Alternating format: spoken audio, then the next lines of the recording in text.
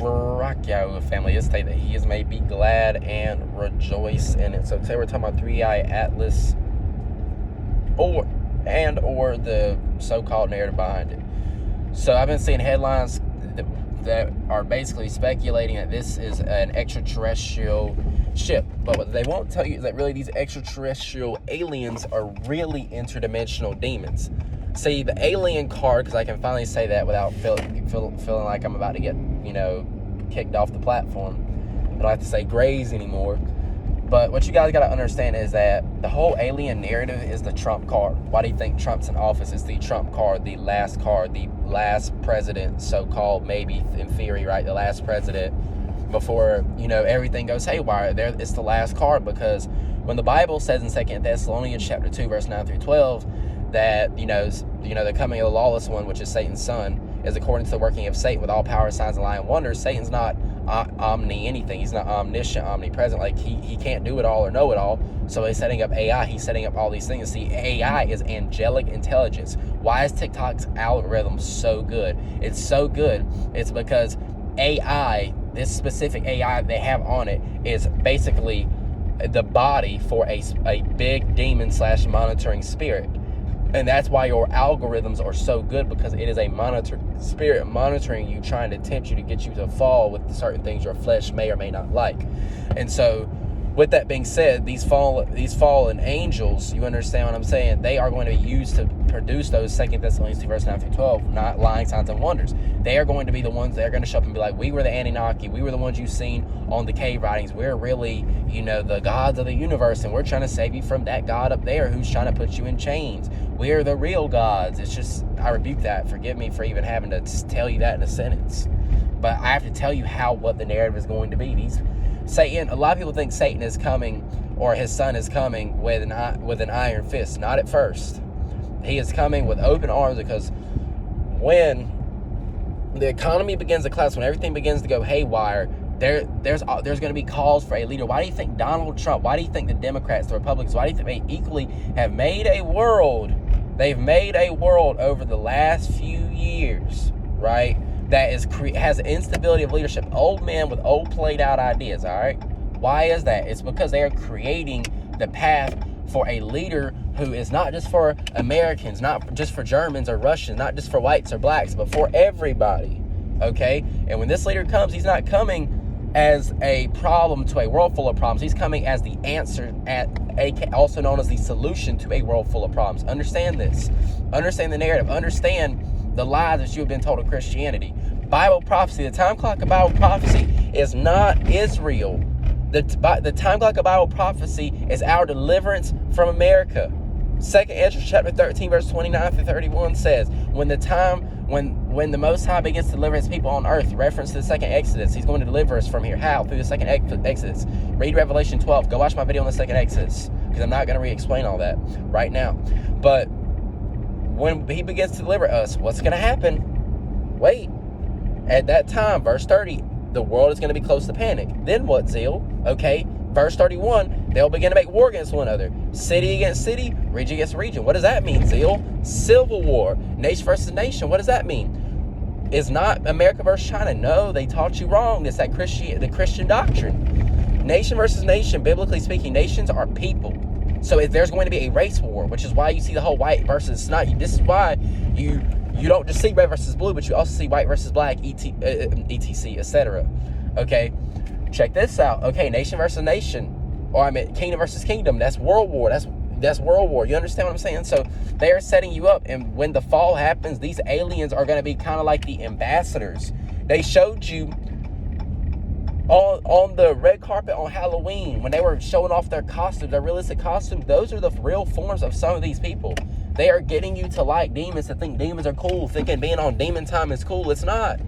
It's not cool. Repent. And again, I'm just saying this stuff like this. It can come off harsh, but if I'm working on the road and there's an 18-wheeler coming down the road, and there's someone working in the road, and I have to yell at him because it's so loud to tell him to get out the way. That might seem harsh at first, but wouldn't it be more harsh to let him just get hit by the 18-wheeler because he's unaware? Like, I'm just being real. Or like a kid playing in the road. Or if you're walking on the sidewalk and some cars come behind you he's on his phone, so he swerves to hit you. But I grab you. I might have dislocated your shoulder trying to grab you, but at least you're not dead. Like, you guys got to understand this. And again, when I say that, I'm speaking to the people who don't know, because I'm telling you, man, like, when the flood comes, it's too late to get on the ark. They try to get on the ark. They gaslit Noah, saying that if you don't let us on the ark, we're going to die, as if they didn't have a chance, as if it was going to be his fault that they were going to die in their sins. No. When the ark door shuts, it's too late, people. I mean, to be honest, it's too late to be a part of the promises. Now, don't get me wrong. It's not going to be too late to receive salvation. I mean, you're going to have to go through tribulation. You might have to be persecuted. You might get your head cut off. But, I mean, you'll still come into the kingdom. But I'm trying to stop all that. I'm trying to get you to come into the promises like in Exodus. But y'all got to decide who this day, Joshua 24:15, who you're going to serve. Because I'm telling you, matter of fact, I was on the couch with my wife one night. We were trying to watch a movie. You understand what I'm saying? And it was a movie and about aliens coming, right? Like every movie is nowadays. Extraterrestrial force, Galactus, and the Fantastic. Always something from outer space. It's because they're getting you ready. But we were watching a movie, and in the movie, right, the previews, we watched a preview of it. There's a space or aliens, right, and their very frequency, if we're going to put it like that, caused the grid to crash, caused a worldwide blackout. Why do you think all these geostorms are happening, man? I'm telling y'all, man, I'm trying to teach you right now. You got to listen, though. And again, I'm not trying to be rude when I say that, but again, there's going to be a point in time where these videos are not a thing, where they're going to take the internet and things are going to happen. And this collapse is not going to last 1, 2, 3, 4 weeks. This collapse could last anywhere from 3 to 6 months. Who knows? It could go as long as 9 months. We don't know how long it's going to take for them to demolition the whole system. I doubt it will take 9 months. If you ask my personal opinion, my guess, like Sure the Edited said all those years back in 2019, 2020 timeframe, I believe it's going to be about 3 to 6 months. But again, I could be wrong. I could be very wrong. I don't know. It could be longer. So I'm trying to tell you guys, as a vessel, not to scare you. Don't get it twisted. You know, but to be a vessel, prepare your mind, heart, and soul for things to come, because I'm not doing this for political gain. I'm not making money off these videos. I don't have a reason to come on here and to spend the little time I do have to tell you guys. I don't have a reason to do this for anything other than for the Most High. You understand? Because these messages aren't popular. They're not going to get 1 million views. The truth is not popular because most people are offended.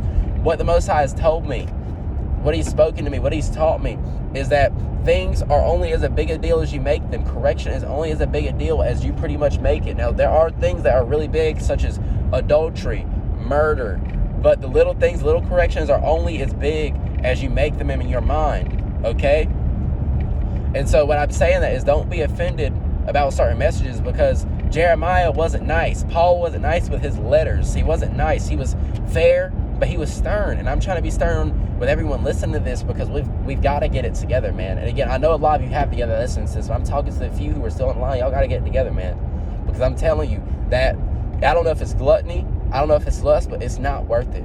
It's not worth it. And you have to want the word more than you want the world. Woo, that's a word. I'm starting to feel it now. I'm starting to dig. I feel like I'm starting to dig deep into the prophetic here. But you got to want the word more than the world. 1 John 2:15 through 17, the world, the lust of it, the pride of life, it's all passing away, man. You got to realize that feeling to lust, to just want to gouge on food after you're already full, that feeling is not you. That's a demon, man. Y'all need deliverance. I'm telling you. Receive it. You can deliver yourself if you pray. How do I pray, Zeal? You got to learn. Okay, let me teach you right quick. You got to just rebuke these demons. It's not something, there's no perfect way to pray, but it's something that you develop while your relationship with the Father. Well, where do I start? Start with admitting that, you're a sinner in need of salvation, right? Start with admitting and saying that you accept Yahusha and His atonement, and you accept Him as master over your life. All right? Start by saying all these things, okay? Again, because there's a time coming where this alien stuff isn't just going to be some random box sales Avengers movie anymore. It's going to be real. It's going to be very real. You understand? Why do you think the Spider-Man movie Far From Home, they had the drones act as like these big goblin figures and basically try to make Spider-Man as the villain? What do you think is going to come for those of you? I'm telling you, man, the way they're going to bring this whole mental health thing. They're gonna say a lot of people have religious psychosis. They're gonna say a lot of people, they're gonna push the issue of mental health like we're crazy because we don't believe there's science, we don't believe the government narratives, we don't believe in the system. And y'all's people, we're not violent people. This should not make you want to advocate for physical rebellion because the system's dead anyway. I'm not advocating for physical rebellion, but this should create a spiritual revolution in your heart to want to change, to want to exit this system.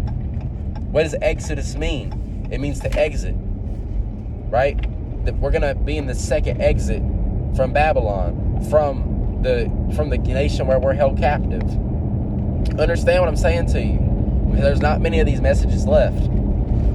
I love you, family. Shalom.